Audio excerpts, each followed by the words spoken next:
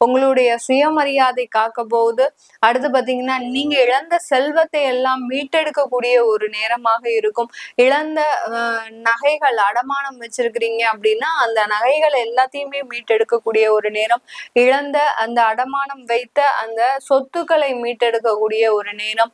இல்ல உங்களுக்குன்னு ஒரு புதிதாக ஒரு சொத்துக்கள் வாங்கக்கூடிய ஒரு டைமாக தான் இந்த துலாம் ராசி அன்பர்களுக்கு அந்த நன்மைகளை தேடி நகரக்கூடிய ஒரு நேரமாக தான் இந்த காலகட்டம் இருக்க போகுது. இந்த துலாம் ராசியில இருக்கக்கூடிய சித்திரை நட்சத்திர அன்பர்கள் இந்த காலகட்டத்துல இந்த ஒரு வருட காலகட்டத்துல உங்களுடைய வேலையில அதிகப்படியான முன்னேற்றங்கள் இருக்கு. ஆனாலும் அந்த வேலை பளுன்றது அதிகமாக இருக்கும்.